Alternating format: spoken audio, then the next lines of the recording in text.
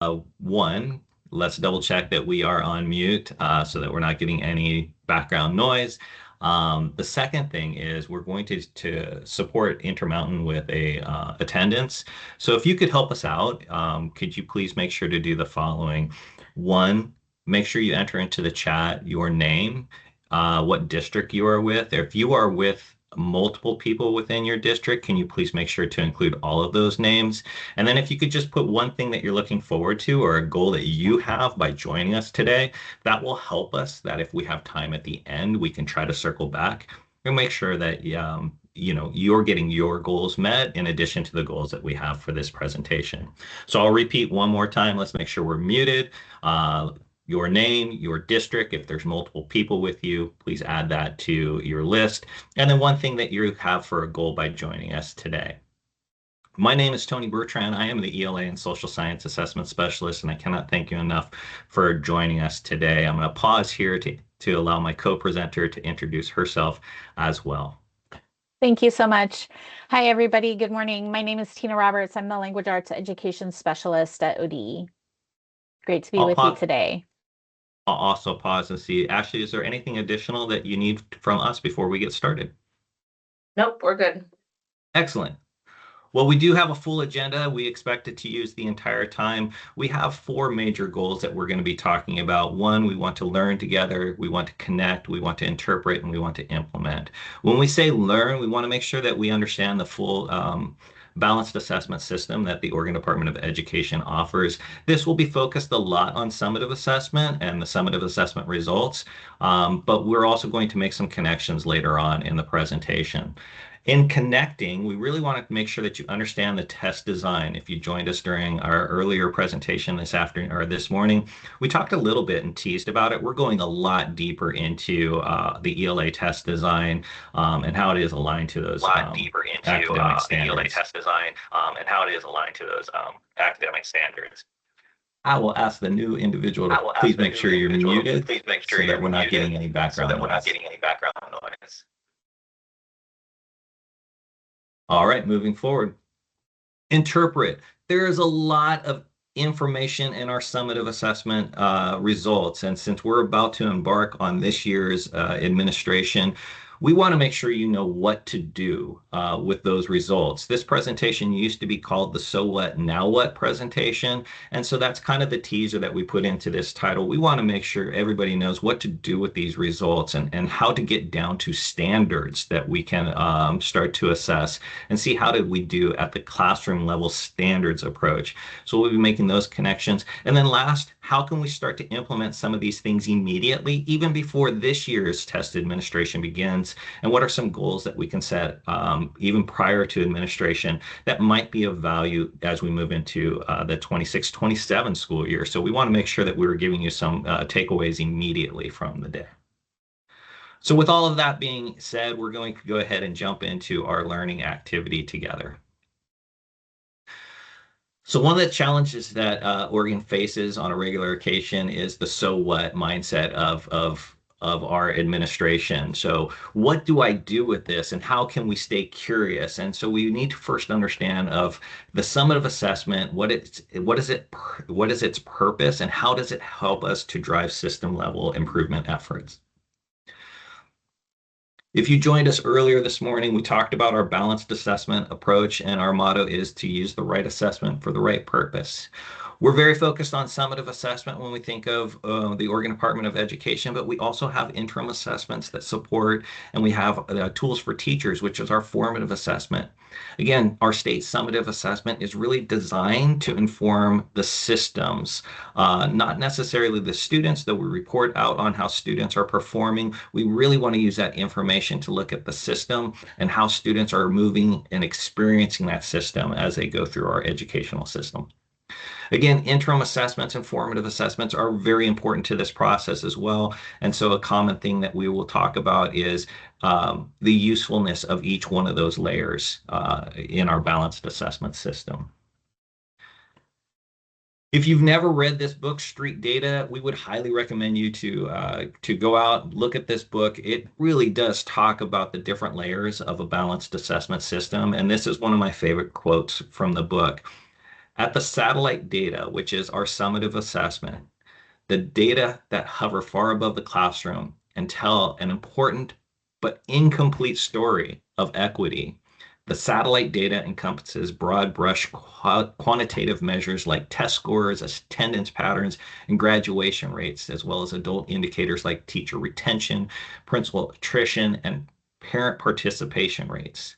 Again, that is important, but it's incomplete without diving deeper down into the additional layers of data that we collect.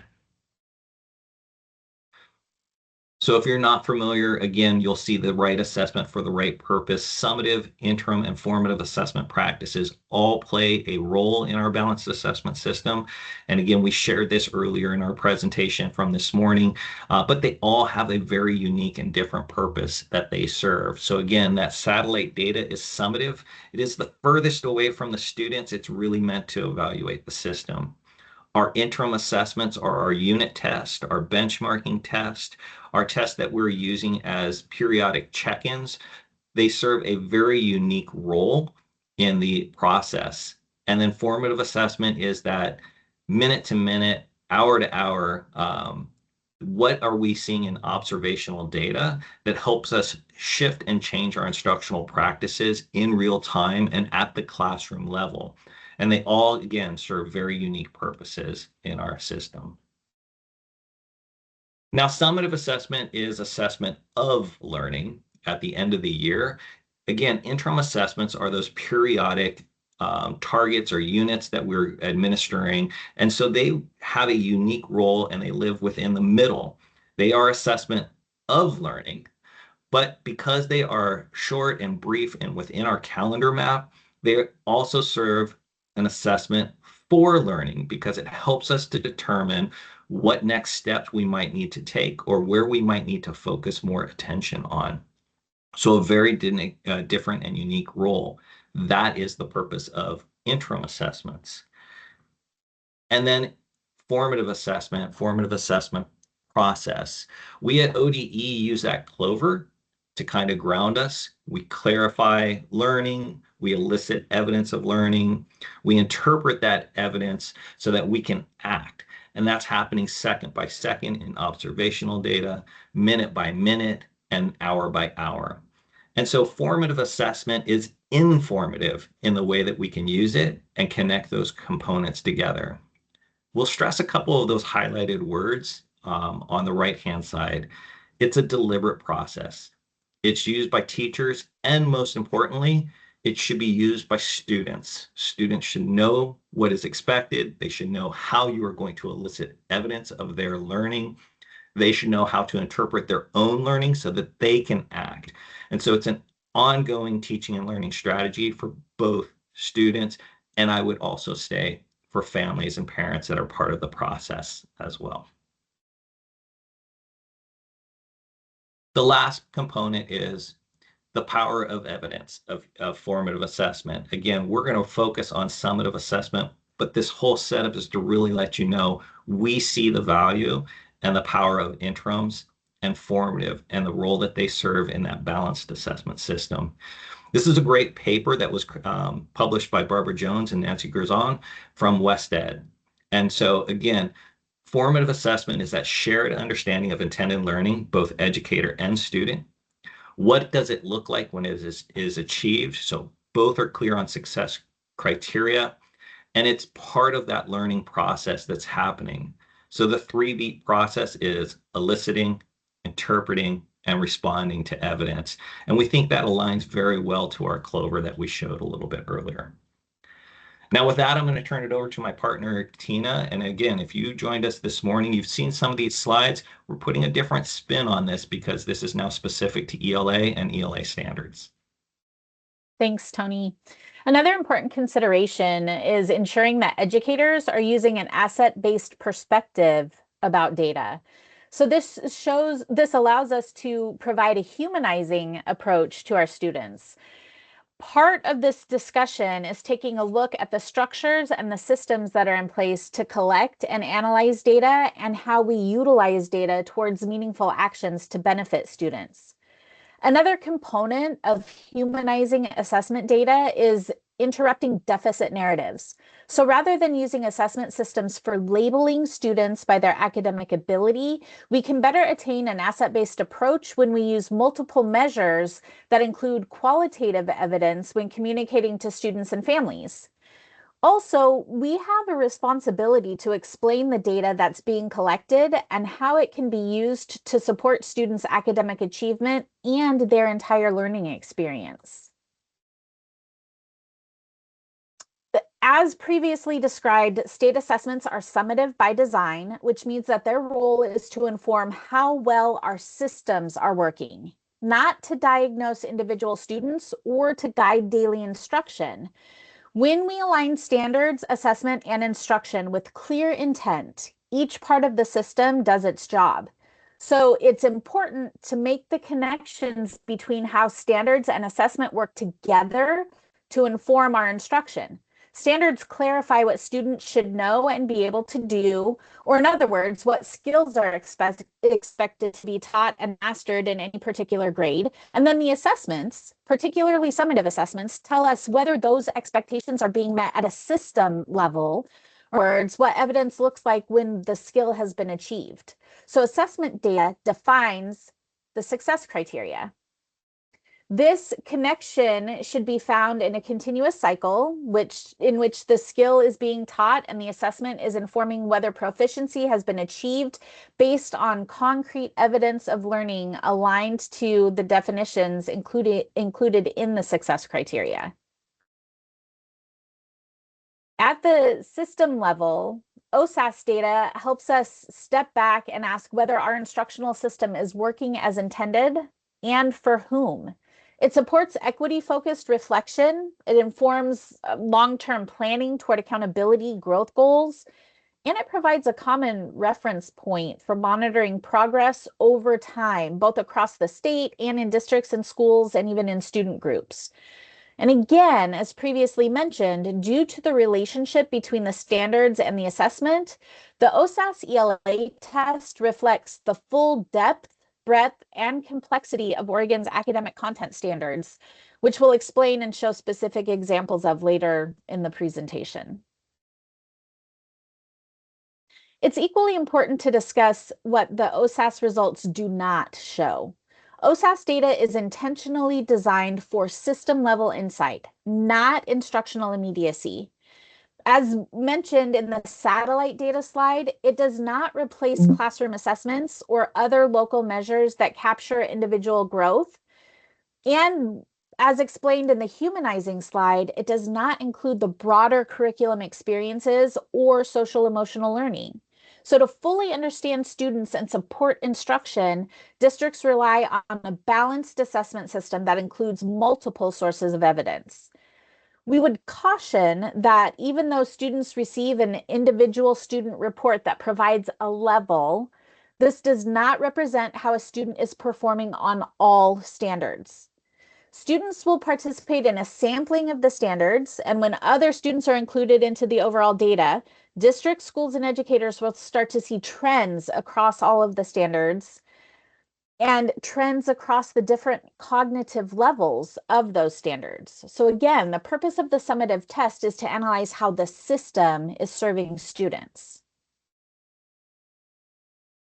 So we want to pause here and ask you to take a minute to write in the chat. One, what's something that resonates positively with what we've shared so far? Or number two, what's currently in misalignment or challenges your thinking based on what we've shared? Or three, what is a new opportunity you're now hoping to take away based on what we've shared? If you could, please add, like in parentheses, the rose, the thorn, or the bud after your thought, because that will help us clarify and interpret accurately as we continue. Thanks, Tina. We'll take a moment. And again, if there's a goal that you have that we have not met by the end of this presentation, or if there is a rose, thorn, or bud that we can refer back to, that will help to make sure that when we are at the end of the presentation, we're really meeting your needs and that we've provided as much clarification as we can. So thank you for engaging in these activities with us, as it helps us as presenters to do the best to meet everyone's goals. I'm going to move us forward just for time wise, but we'll be watching that chat at the same time. And we really want to dive into the test design. Again, this morning we touched on it. We're diving really deep into the data today and the different layers of the ELA test.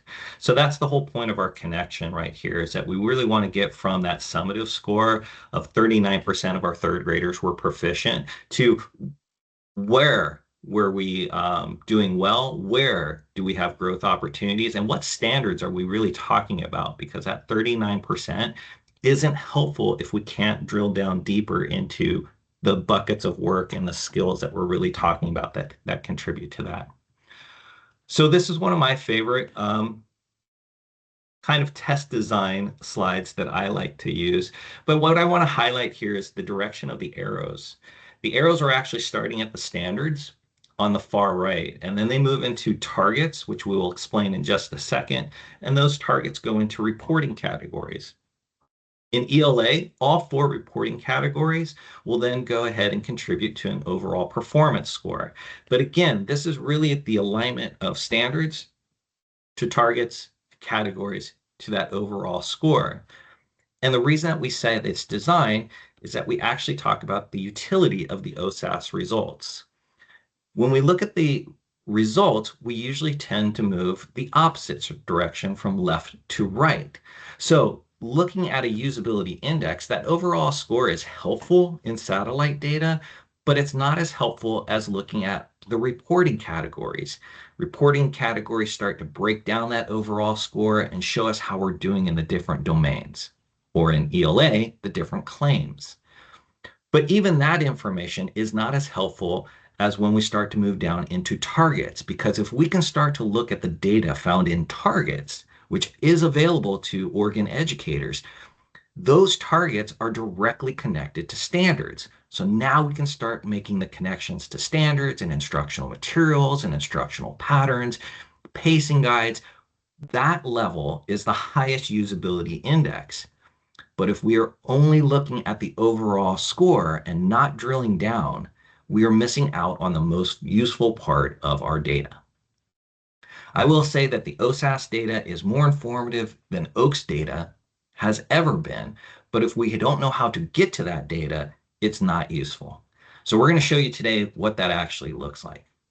So overall performance, I'm going to use that third grade 39% proficiency. But if we start to drill down into the different reporting categories, I can start to look at, well, how did we do in reading versus writing? And in reading, I can start to look at the targets. And please know that we have reading literary as well as reading informational targets. But we're going to take a closer look at target number 2, reading literary, because reading literary target 2 is actually connected, as you can see by the arrows, to reading standard 1 literary, reading standard 2 literary, and reading standard 3 literary. So if I can identify how we did in target 2, I can start to make connections back to RL1, RL2, and RL3. And this is where the power of our summative assessment. This is the so what, now what, and what do I do with the test results?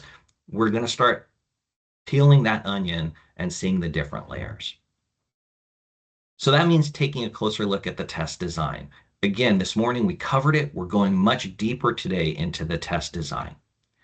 Earlier today, I talked about how the ELA test is designed. We often think of the ELA test as a reading test, but as you can see from this slide, only 40% of the overall score is coming from the area of reading. 40% is coming from writing, 10% is coming from listening, and 10% is coming from research. So if we're only focused on reading, when we think about the English language arts test results, we are missing out on the other 60% of the score and the other 60% of the standards. Now, earlier today, I also shared that reading literary and informational text both contribute to that reading score. In all grade levels, 33% of the reading claim score is coming from literary text. The other 2/3 is coming from informational text. And this is because we're trying to make sure to empower cross-content concepts of reading. We want to make sure that social sciences and history and science are included into that cross-cutting concept of reading literacy. In writing, 50% of the score is coming from the CAT and 50% is coming from the performance task or the full composition. That was also shared this morning, but what I will add to this is the writing computer adaptive test are all of the writing 4 through 10 standards, as well as the language standards. And of course, full composition is the other half of that score. So the PT, as I mentioned this morning, is half of 40%, which means the full composition writing is only contributing 20%. So if our focus is only on full composition writing, we're missing out on the other 20% of the test score coming from the language and other writing standards. Again, we're going to go deeper and deeper as we go through. So with that being said, returning back to our slide, we can see the test design and we can start to see how all these different standards are starting to connect. And now I'd like to focus on target 8. Target 8 is word meaning and language use in writing. I happen to know that, and it addresses writing standard 8 and how language standard 3 contribute to that target.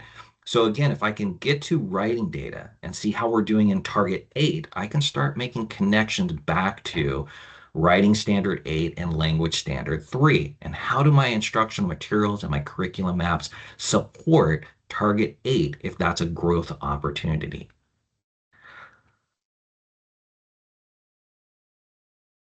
We're going to go ahead and dive in. I saw that question in the chat, and so I'm going to look at that as I turn this over to my partner. Thank you. So to help make this a little more concrete, we're going to take a moment to take a closer look at the Claim 1 reading learning targets. As you can see, we have both literary and informational text here, and they have the same 7 learning targets. The only changing factor between targets 1 through 7 and targets 8 through 14 is the text type that students will experience. Another element in the ELA test design is that these 14 reading learning targets are the same in grades 3 through 8 and up into high school. So this is helpful for districts and educators to be able to look at the same learning skills across multiple grades. We want a student in grade 3 to be able to identify key ideas which help them understand central ideas.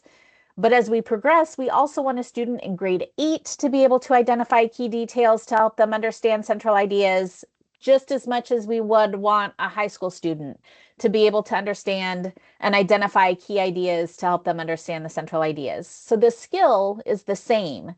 What changes is the text complexity and the cognitive complexity as the students progress through their academic years. So where do these learning targets even come from? As we've already mentioned, they're grounded in Oregon's English Language Arts and Literacy standards. So here we're going to take a look, excuse me, at the anchor standards for a minute. And though not all 7 targets are highlighted in a red box, we can see the first 4. So both key ideas and key details and central ideas are grounded in anchor standard number 2. Word meaning is derived from anchor standard number 4, and reasoning and evidence is included in anchor standard number 8. So as mentioned earlier, the test is designed from the standards, grouped into targets, and then assigned to reporting categories, and all of that contributes to the overall scale score. Though it's often overlooked, the OSAS ELA test blueprint provides additional information in alignment to the standards and how students will interact with the summative test. Within the test blueprint, educators can identify which depth of knowledge, or DOK, is associated with each learning target. So since the test is designed from the standards, the depth of knowledge levels are connected back to the language of the anchor standards.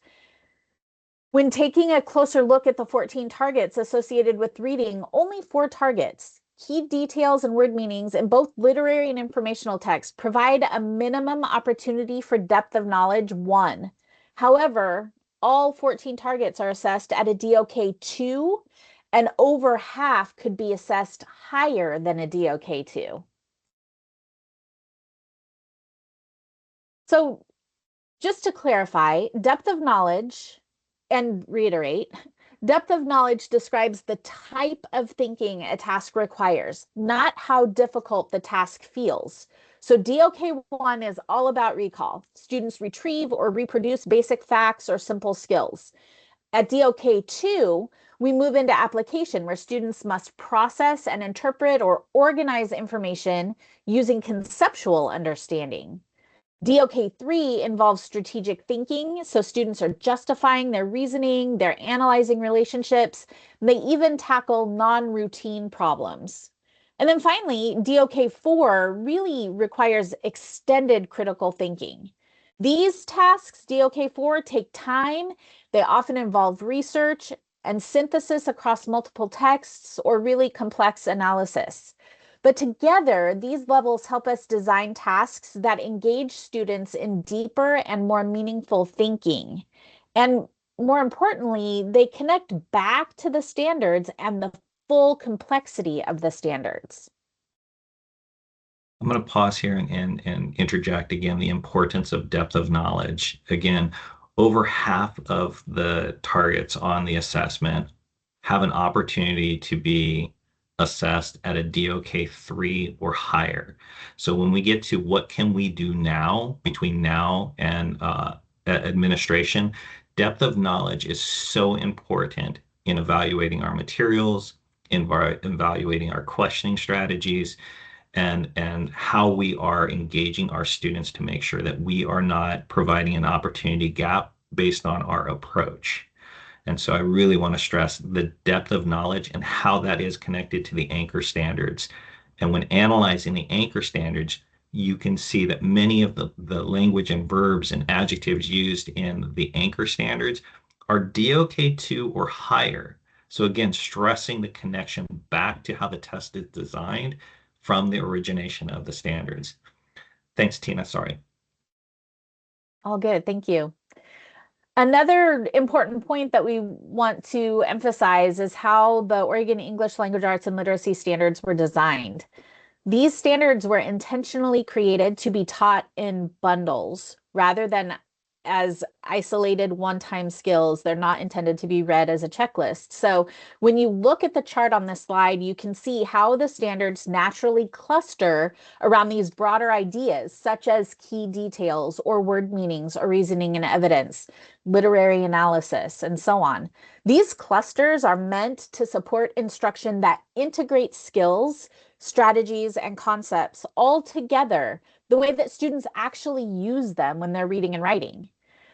Because of this bundle design, ODE does not identify or label standards as priority standards or supporting standards. It's because they really are intended to be integrated. So we've shown a lot about target reports and the different layers and how important targets are, because they do connect back to standards, as Tina shared on that previous slide, and how they're bundled together. And so we have those support documents for our districts and educators so that they can make those connections. So accessing target reports is actually in the OSAS portal through our centralized reporting system. If you're using a district data dashboard that is connected to the accountability warehouse that ODE has, that information is not in the accountability warehouse. You do need to go into the OSAS portal. Now, one of those things, and this kind of addresses the role question that was a second ago, you must have an authorized username and password. So this is the same system that test administrators use. And if you haven't received your login information, your district testing coordinator is your first person to go to.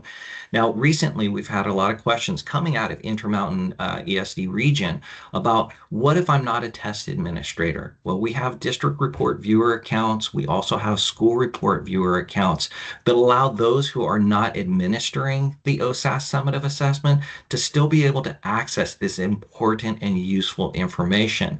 So We would encourage you to think creatively about how others need to be part of that system and that discussion, even if they're not in an assessed grade level, such as the question we received a second ago. So I hope that kind of helps out a little bit with that question. Contact your district testing coordinator. They are your #1 support. So as I said, it's all through the OSAS portal, and here you can see the different roles that have access.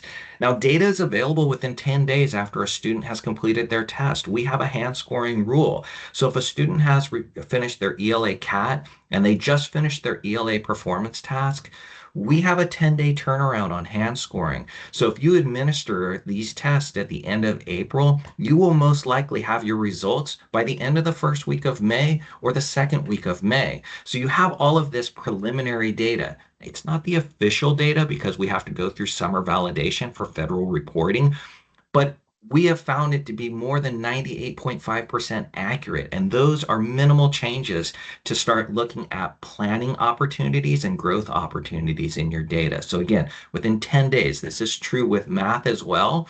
And science is immediate because there are no hand scoring components. We have a document that we'll share, but this is the process for the most part. And we have a document that takes you step by step. So you can see you access the portal, you go to reporting. Step 3, you log in with your credentials. Now you'll see a very generic dashboard at step 4, and you just want to click into the content area so that you can get to grade level data that is in step 5. But we have this unique features and tools, and I call it the Rubik's Cube, that's in the top left corner of the reporting system. And there you will see this icon, build cross-sectional reports. That's how you get to your target level data. So what does target level data look like? You're going to see a bunch of symbols and some at, near, above, below. And so these work in partnership with each other. We used to have this back in OAKS, and it was like you would see a plus minus symbol or a plus plus symbol. This is very similar, but in this particular one, as Tina talked about how the targets replicate, we can see that in targets 11, 12, and 12, 13, and 14, we are doing really well. These are successes. Students are at or near proficiency. They are performing above proficiency. We are doing really strong in those 4 skills. But now when we apply it to literary text, targets 5, 6, and 7 are the same targets of 12, 13, and 14. The only thing that has changed is the text type. But for whatever reason, in literary text, we systemically, because we're looking at multiple years, we see that target 7, we have been below proficiency in all 3 years. That's not dependent on a cohort. That is a system. What is happening in our system that in target 7, we're performing below proficiency, but in informational text, we are at, near, or above proficiency over the last 3 years. Is it our materials? Is it our time on task? Is it our instructional approach? That is systemic. Something is happening that is different in our system. That's where targets really start to show power because, again, target 7 is aligned to very specific standards, as Tina showed in that chart prior. Now, interpretation is also a little bit confusing because we use the term at near. So what does at near mean? Below proficiency is very clear. The students performed below proficiency, their standard error of measurement was below. Above proficiency, they performed above, including their standard error of measurement, it was all above. But at near minus and at near equal really should be approached as approaching, right? We know that they are at or near, but an at near minus means the majority of the standard error of measurement was below proficiency. And an at near plus means that the majority of the standard error of measurement was above proficiency. So I treat at near minus and at near equal cautiously, and I treat it as approaching proficiency. And that's important because those could be quick levers of growth opportunities for a district, a school, or at the classroom level if you're analyzing your classroom data. So again, lots of caution on the at near minus and equal. So what Now what? Well, here's what. If we can start to identify targets in which we are being successful in one area and not in another, such as the example we have shown, we can start to address the technical challenges first. One, are our instructional materials aligned to the expectations and success criteria of Target 7?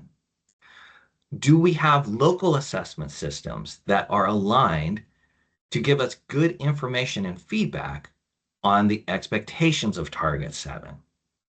Two, is our pacing appropriate? True story, I had someone say, of course they didn't do well on that. I don't even teach that until May. And we're like, this is a target that it has multiple standards bundled together. Is it possible to teach this in March?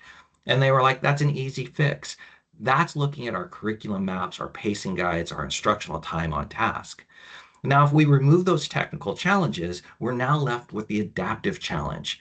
Is our instruction being effective? Do we need to have more professional development and supports? How are we effectively looking at success criteria before launching into a unit of study?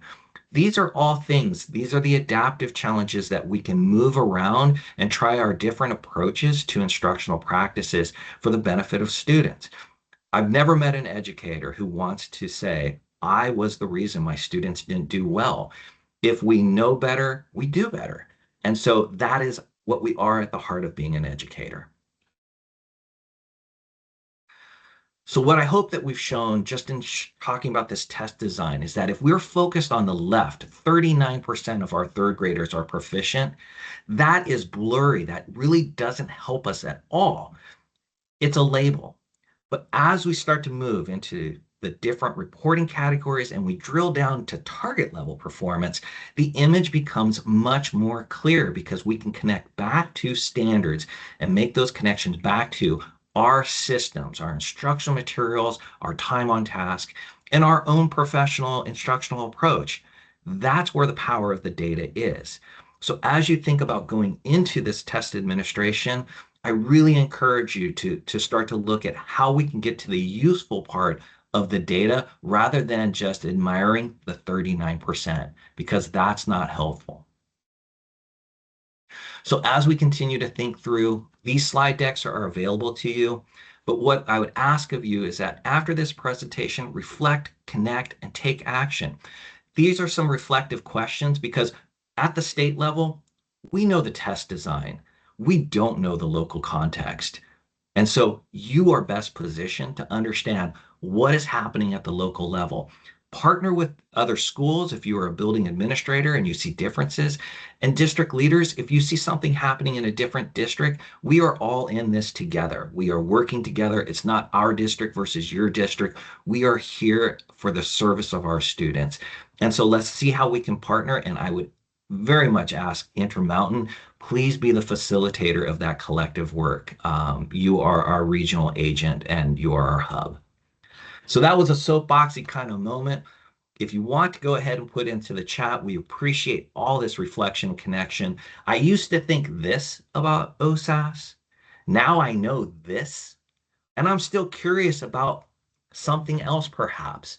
But we want to make sure that as we're going through this presentation, if there is something you're still curious about, put it in the chat. We want to make sure you walk away feeling empowered from this presentation. So again, I used to, now I know, I'm still curious about. Please use the chat. It's very, very helpful for us. With that being said, I'm going to turn it back over to our interpretation as we go a little bit deeper into this. So Tina. Thank you. So as Tony mentioned, one of the challenges that Oregon has faced has been the so what mindset about the value or usefulness of summative assessment data beyond accountability.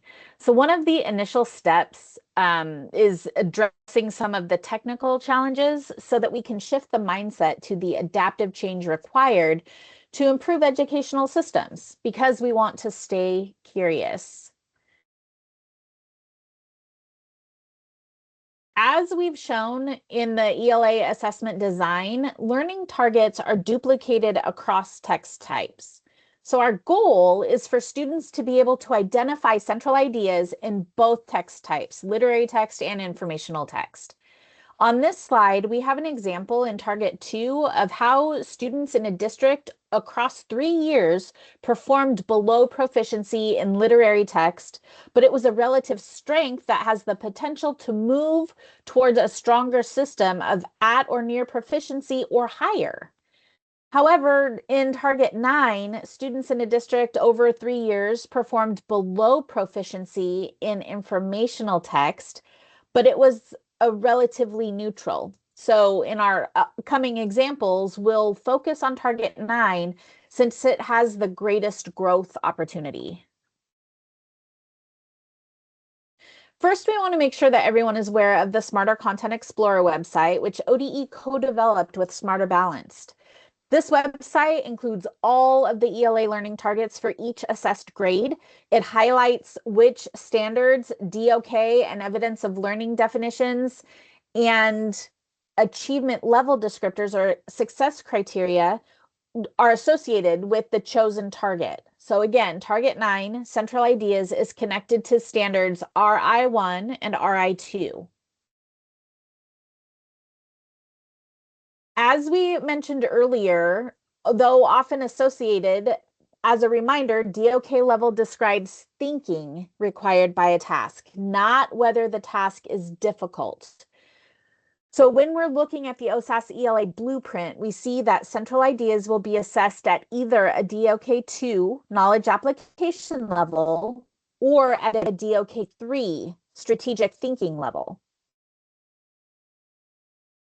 Through these sample items, though they're not specific to Target 9, we want to ensure both that students and educators are familiar with not only the format of how items are presented to students, but also so that they can see how the standards and DOK levels apply to assessment items or tasks. So here we can see a standardized multiple choice item on the left, but the item on the right has additional strategic thinking requirements by asking students to engage with a multiple select item. And even though this is a reading item, we can see the importance of understanding how standards should be bundled together because Target 14 addresses the author's use of language and nuances of words and phrases used in context or the impact of those word choices, the impact those word choices have on meaning. Using the standards and understanding the impact of DOK in a given learning target, such as Target 9, Central Ideas, and then understanding its alignment to the cognitive complexity of the ELA standard, we can use the additional information in the Smarter Content Explorer to ensure that students and educators both are clear on the evidence required during instruction. So educators can gauge success by using the achievement level descriptors or ALDs and adapt instruction. In this case, if a student is able to identify central ideas and details that support them in grade level text with low complexity, then during small group instruction, the educator knows they need to increase text complexity from low to moderate complexity, and then eventually from moderate to high text complexity at grade level. And if a student is not able to access grade level text yet, then the process is still the same using the grade level text that is accessible because the goal is working on the skill and then increasing the grade level text and its complexity. So returning back to Target 9, Central Ideas, we want to take a closer look at a different sample item.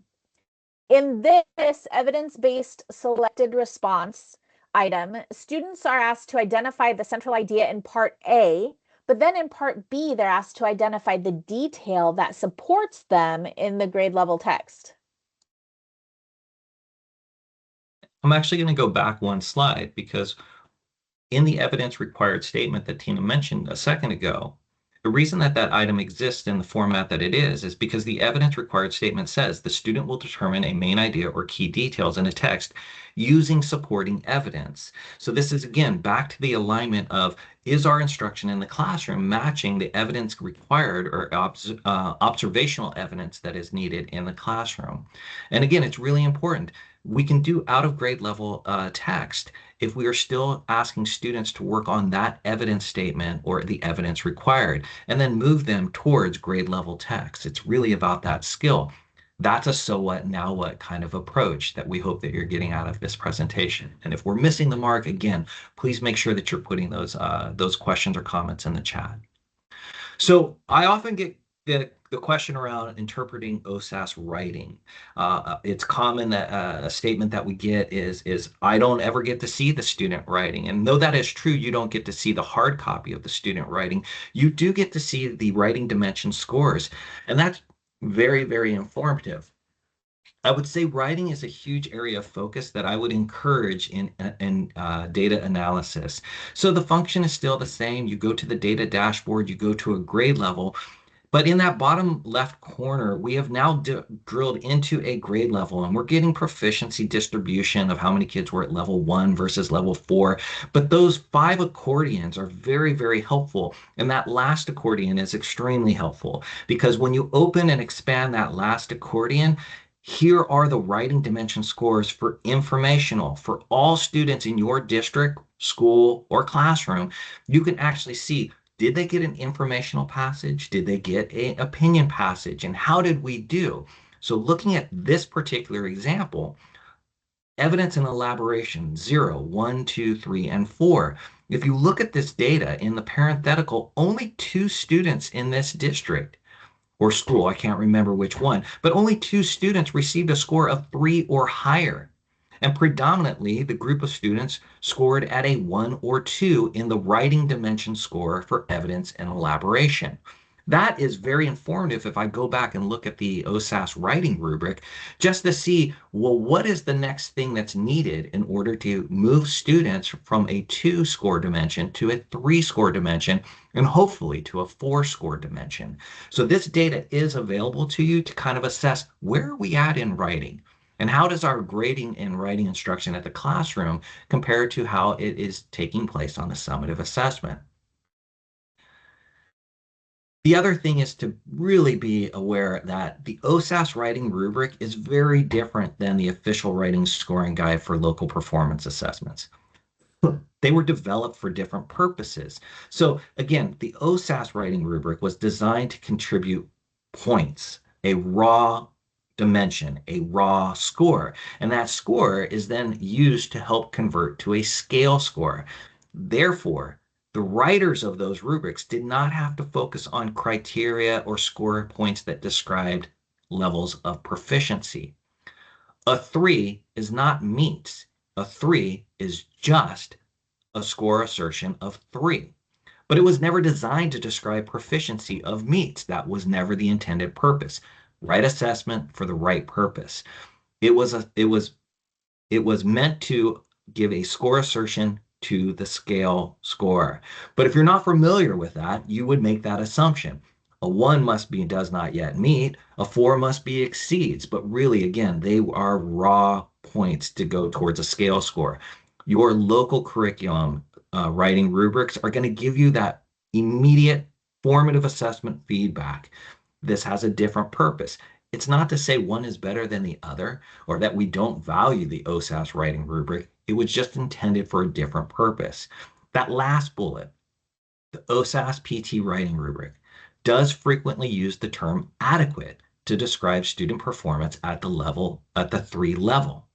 But one could argue that the term adequate and proficient are not comparable in meaning. It really was. This is a raw score that contributes to the overall writing and then the overall scale score.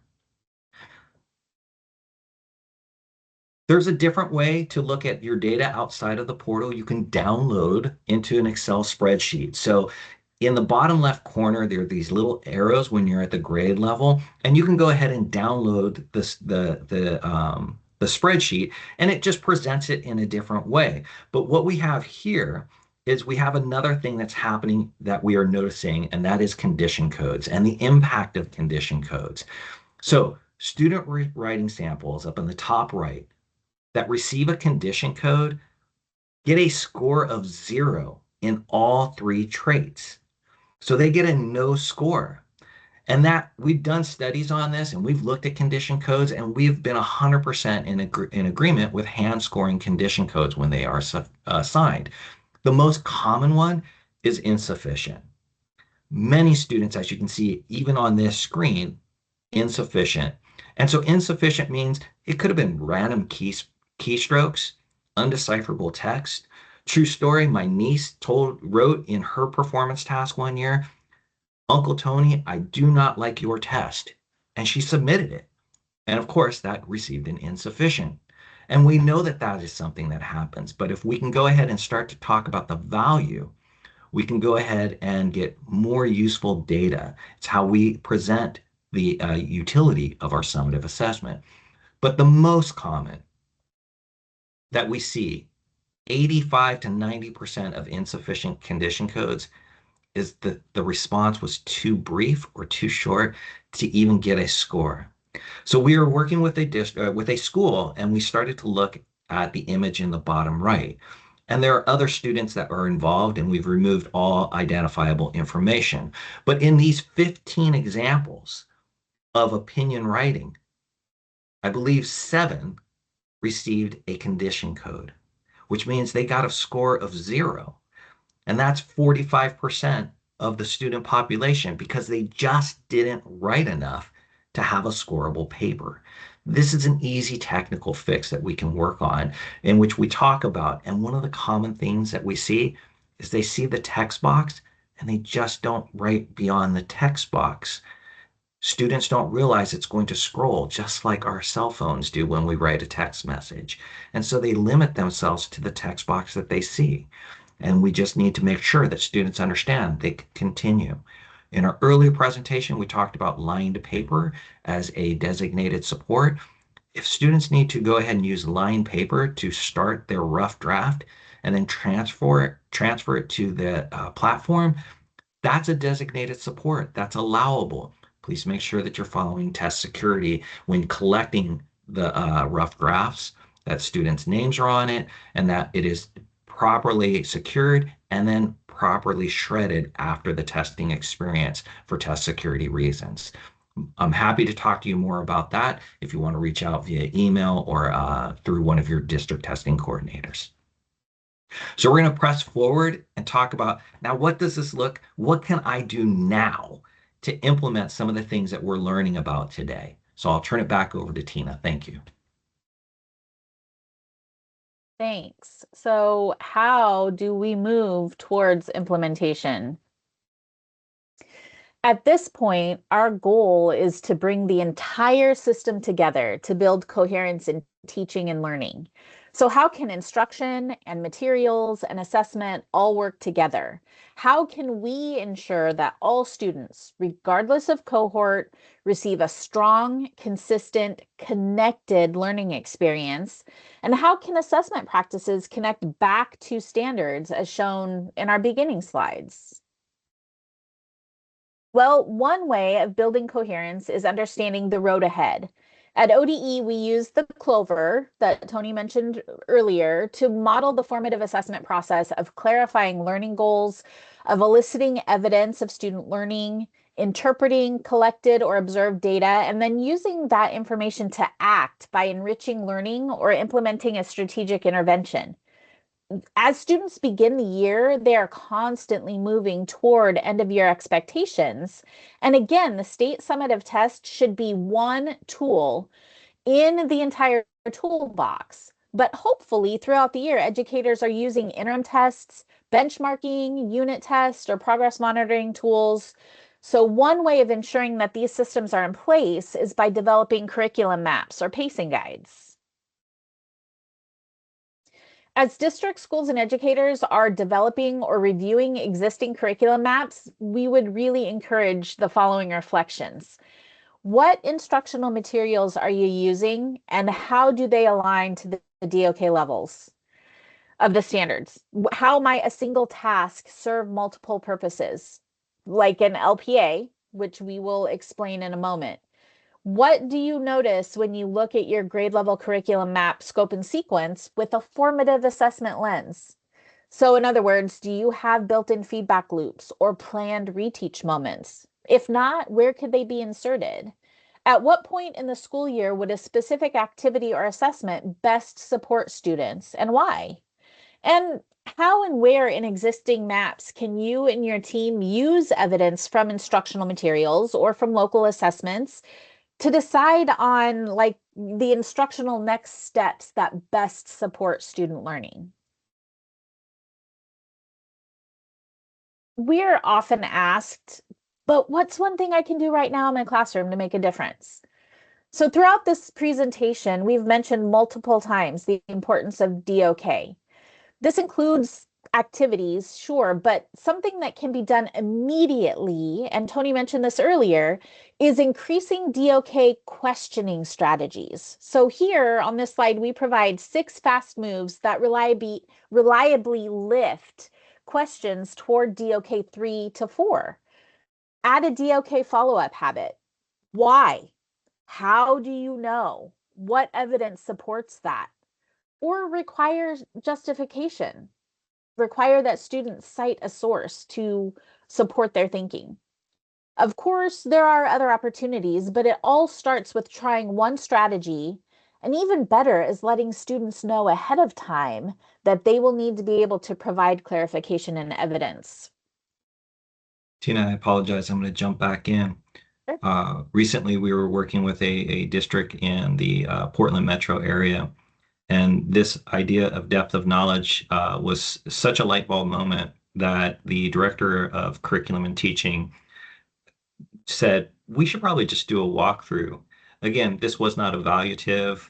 This was no shame, no blame. It was, let's just do an observational walkthrough in our schools and see what's happening. And so she partnered with her administrators, and they took the DOK wheel or DOK chart, and we'll show you that in a version of that in the next slide. And what they found is 90% of the questioning strategies that they observed were depth of knowledge one. And that encouraged them to then to look at their instructional materials. And when they started to analyze their instructional materials, they found that overwhelmingly the questioning strategies in their instructional materials were also focused predominantly on depth of knowledge one. But as we've shown throughout, our standards were written pretty much at a DOK2 level or higher. And so this is something that you could do observationally. Again, no shame, no blame. We are all learning about this together because we all want to be better practitioners. So depth of knowledge is a huge, huge action step that you can take immediately between now and the administration window. Again, apologies, Tina. All good. Thank you. But so as we shared earlier, we shared an example of an evidence-based selected response item similar to what's on the screen now. So how can educators replicate a similar approach to increase DOK and cognitive complexity? So the bottom square is the evidence-based selected response item, and then the top square on the right, or the chart on the top right, shows activities at different DOK levels that you could incorporate into your teaching practice. Another immediate step that can be taken to increase cognitive complexity is addressing reading standard 9, which is analyze how two or more texts address similar themes or topics.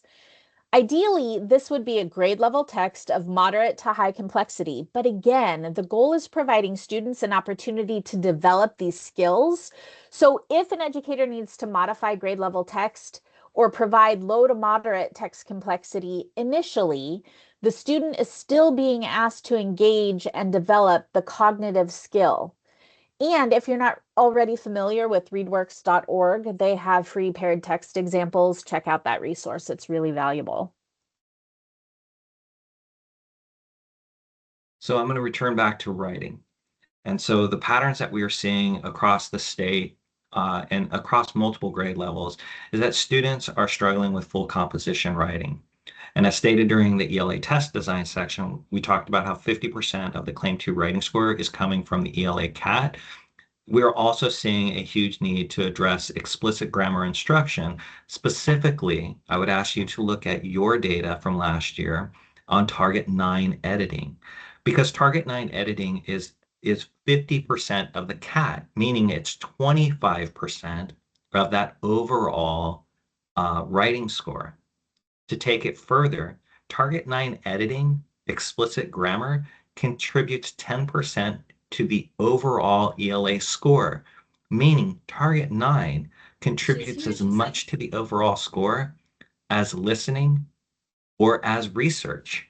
So target 9 explicit grammar is very important, but often left out of our instructional practices due to time constraints and a super close focus on full composition writing. Both are important, and both make up a large part of the writing and language standards. So what have we done? Recently, we updated our speaking and writing local performance assessment webpage. And as you know, we have a requirement to administer an LPA or a work sample at least once in grades 3 through 8, and at least one time in high school. So what we've done is on our webpage, we have actually added these new accordions, in which the very first accordion you see, we have actually downloaded smarter balanced performance tasks, and we have made them much more student friendly by simplifying the tasks and the directions. These are grab and go, ready for an educator to print out and administer. It doesn't have to be online, it can be paper pencil, but you have multiple sources, which is part of reading standards 6 through 10. It also addresses reading standard 9 that Tina just talked about, and we have them available for narrative, informational expository, and opinion argumentative. They're grab and go.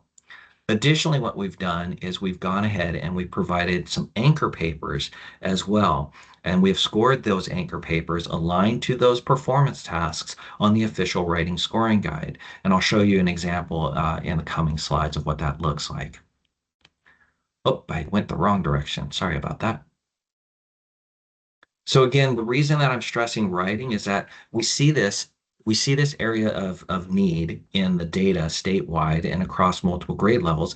And we know that 40% of the overall score is coming from writing. So reading is important. I'm not saying don't continue with your reading practices, but look for opportunities to strengthen writing instruction at the same time. And secondary teachers, I know that time is very constrained as well to try to get both of those into a 55-minute period of instruction in a secondary classroom.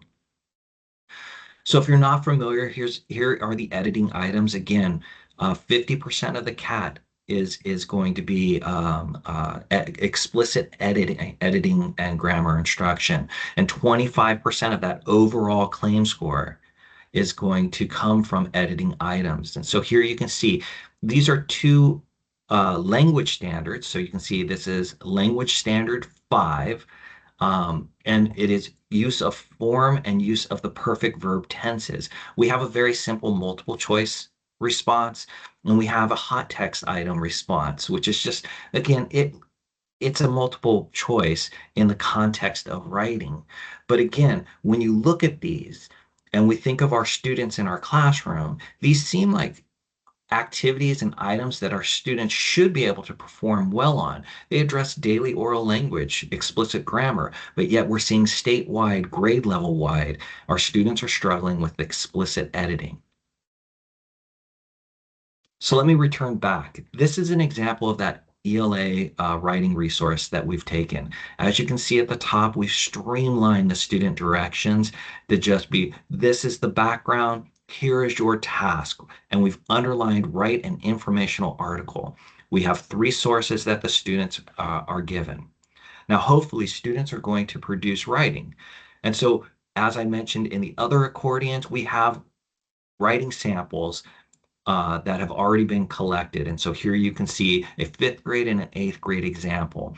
And so we've taken these examples, even though it is a smarter balance task that we have modified, we've taken student papers and we've scored those against the official writing scoring guide. And so this is something immediately that if your students have not yet experienced a performance task that addresses reading standard 9 and writing standards 6 through 10, this is an immediate activity that you can implement next week. Grab them, copy them, assign them, and score them. And that's something that can happen all before spring break, but definitely before the next the test administration. We want students to be enriched by the standards, and we want to make sure that they understand the expectations of the standards, and that is reflected in our summative assessment. But grab and go. Because we want to model formative assessment, we've also included justification and student evidence. So in this one, each paper has a simplified or a detailed scoring rubric justification that has been assigned to it. In the top for ideas and content, you can see the raw score.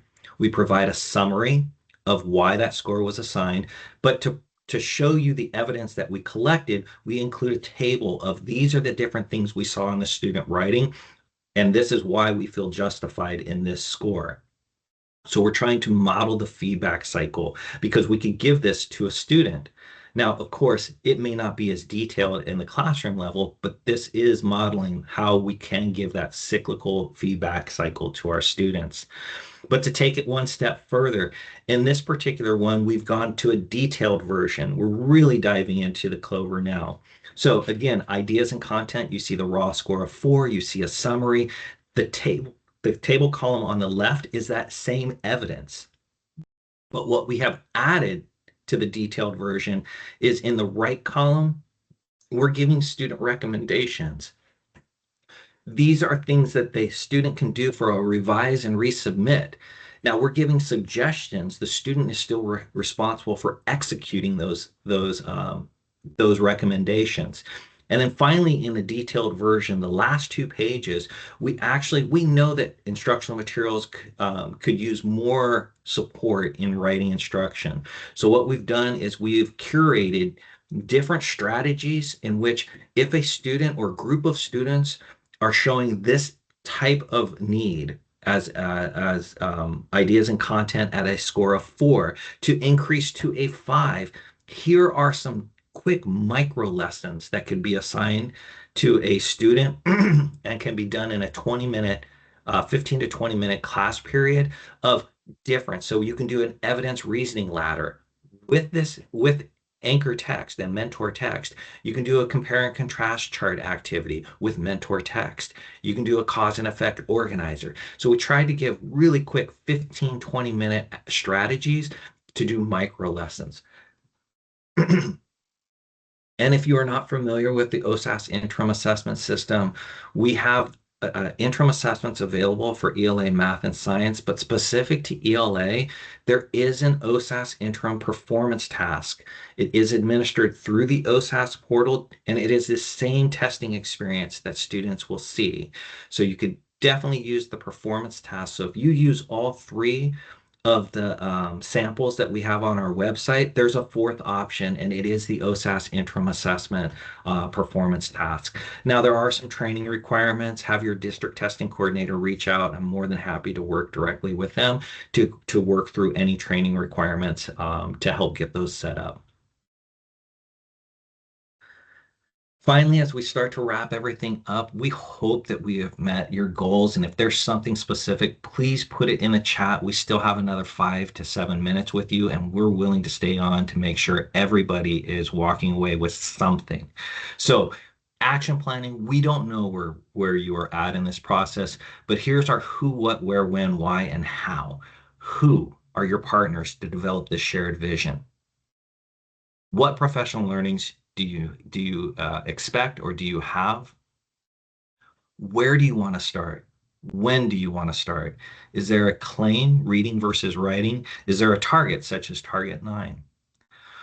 Why do you feel it's important to build assessment or data literacy? And as Tina mentioned, this process is about communication with our students and families. They need to understand the vision as well. We've gone through a lot of information. You are getting a half-day training that we normally do. You're getting a half-day training that we normally do in an hour and 15 minutes. In our half-day and full-day trainings, when we have the opportunity to work with you, we will actually stop and pause to look at your data. We will look at the maps if you have those already existing. And so this was a crash course into a half-day training, but we hope that you found something valuable out of this. We are here to support. Tina and I enjoy working with educators more than anything else as part of our ODE responsibilities. We appreciate you so much and thank you for all of your time today. We have some great resources.